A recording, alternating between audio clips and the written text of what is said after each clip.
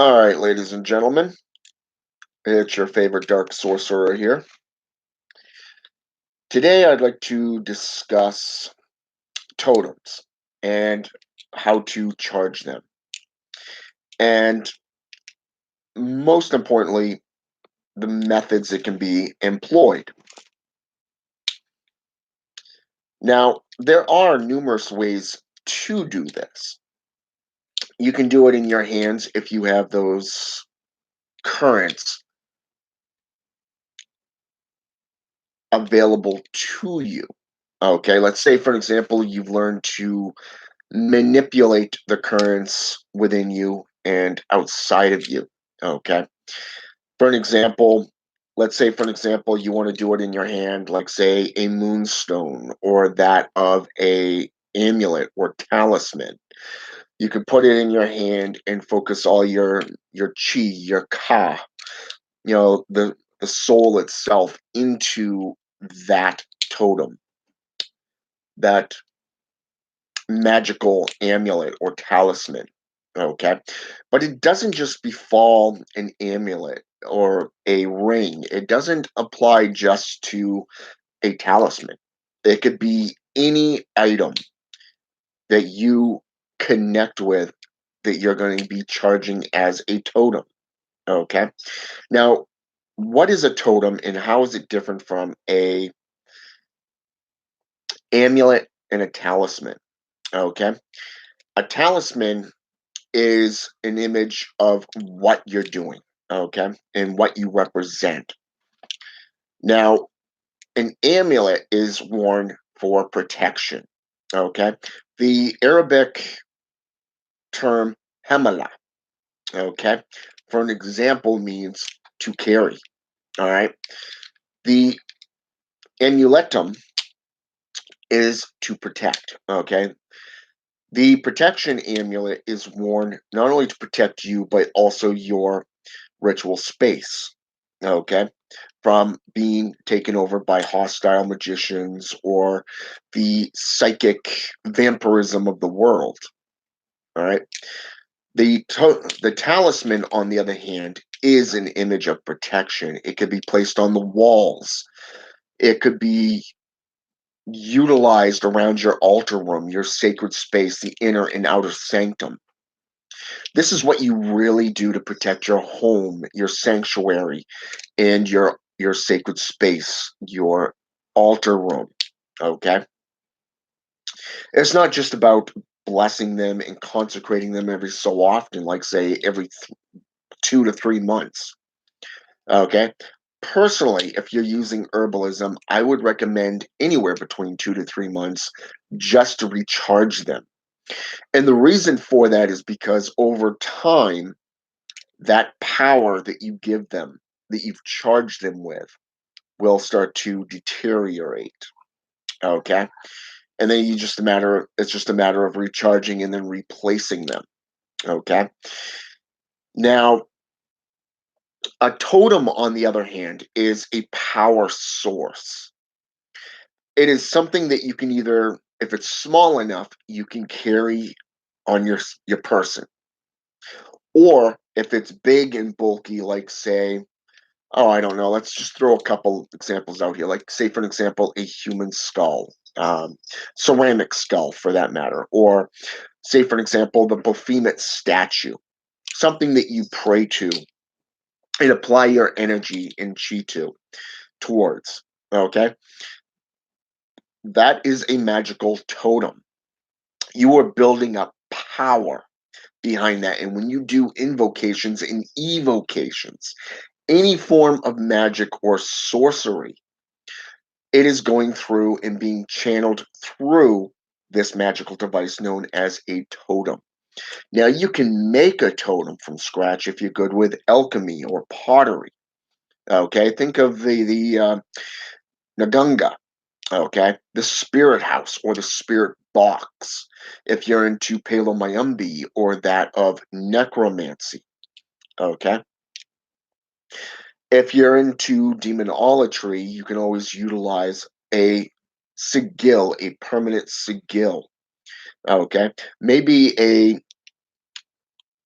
shallowed ground or hollow ground type thing out in the wilderness, where it is clearly marked off within, say, for example, any form of alchemical symbol, like, say, for example, the inverted pentagram over a certain amount of distance where you would do your rituals. Okay. A tree or some form of stump that is there that you can utilize, that you can store your magical books in, your magical tools, if it's just you or your coven who know where it is. This space here is very natural. The currents are constantly recharging automatically. Okay. But what about these items that you don't do? Okay, that don't charge automatically. Okay, and that's the aspect I really want to touch on in this video. Number one, let's say for an example, you have an altar coin that you're utilizing as a totem. Okay, you're putting all your energy into it. You're charging it up with your will, your soul. Okay, the energy of your soul, because the soul never dies unless it wants to, or something greater comes about and destroys it. Okay, this is why in cursing and hexcraft, you're constantly warned: don't attack anything or anyone as equal or greater than you. If you go against somebody that's weaker than you, guess what? You can destroy them. But it's better to protect them, especially since you view them, especially if you're an elder and you view them as children. Okay, but now let's talk methods. Methods of charging. Okay. As I stated, if it's small enough to fit in your hands, you can concentrate all your energy, feeling it from dead center, going out through your shoulders, down through your arms, in through your hands, and into that magical device that is going to be the totem. Okay. Now, this could be anything from, say, for an example, doing a small little whisper. Okay. Let's say, for example, you want to do a mantra. Okay. Um, let's say protection. Let's say healing. Okay. Now, for healing, I would recommend, say, envisioning water. Water is something from the West, but it is also something of naturally born healing. Okay. It's associated with the healing aspects of the medical profession. Why do you think so many of these treatments are liquefied? Not just pill, but or powdered, but most of it is liquid. It is injectable. It is something that you can put into something and swallow orally. Okay. Or they just simply shove it into the skin, the bone, a vein. Okay. Most of the treatments today are liquid. So obviously, it's going to be associated with water, the Western depths of Leviathan, okay, Tiamat, the dragon of chaos, okay. Now, here's the thing: as you're envisioning, and you're envisioning for healing, and you're thinking water, baptism, river Styx, okay, things that are associated with any form of water. Envision all that healing power going into that item. Okay. But as you do this, you also want to charge it with protection as well. So you'd want to go with, say, for an example, let's say Ares, the god of war. You know, Cereber, what's his name there? The three-headed dog, Cerberus. Okay. Cerberus, the guardian of the underworld, of the national treasures. Okay, he's the one that protects the swords, the weaponry, the underworld, much like the black dogs of Hades or Hecate that are known to walk the halls of the underworld. Okay, guarding it, protecting it. You can go with Baphomet, the guardian, the wealth giver. Okay, the blesser. Hold it in your hand and picturing all that energy as you're invoking or evoking this energy and channeling it into this item. Okay. But that's if it's in your hand. Okay. If it's small enough to fit into the palm of your hand. But what about things, like I said, that are bigger? Activating any form of talisman with your own blood links you to that blood into your magic, but it also connects it to the current that you're working with. So if it's anything big like a skull, maybe the Baphomet statue, maybe the statue of Hathor or Anubis, maybe even Thor, even activating it with your own blood and charging it through incantations or mantras is a great way for energy raising. And all you have to do is to direct that current, that energy, directly into that item that you're going to be making into a totem. All right. Now, totems can be big or small. It could be any shape, size, or and form. It could be anything, like I said, from a altar coin to a statue. Okay. It could be something that you can carry on you at all time. It could be something that's stationary, like a stump. If it's a stump, picture Pan, the Greek god of fertility, the flute bearer, the flute player, the nymphs, whose job is to maintain and nurture nature. Okay? Same thing applies with just like the river Styx, Shinron, the ferryman, that carries souls from one side to the other across the river Styx. It's also known as the water of lost souls. Okay? There's a lot that you can do. And I'm going to be doing a video later today, probably tonight, and I'm going to show you how to charge up a totem.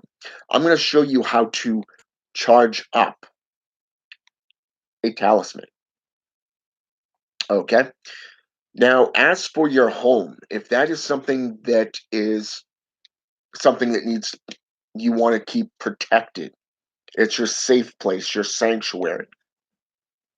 It's a little bit bigger than, say, for an example, an altar room. Okay? But it is capable of doing it. So I would recommend frankincense, myrrh, and dragon's blood incense, which you can get from Walmart. It's $1. You only need one stick apiece. Hold it in one hand, all three sticks in one hand. Light them. You can go to every entry point from your door, or doors if you have an apartment or a home. If you have windows, vents, sinks, anything that has an entry point that will lead to the outdoors. Okay, if you own your own home, you can go indoors and outdoors. Hold on for just a minute. I'll be right back. You okay, buddy? I got you. You're okay. You gotta be more careful, buddy. You're okay. Did you get hung up on the blanket? Did you get hung up on the blanket, baby boy?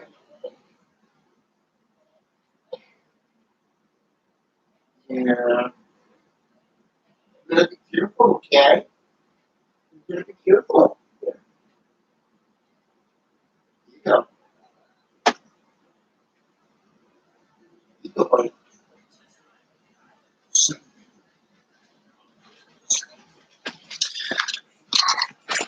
All right, sorry about that. My son just had a small little accident.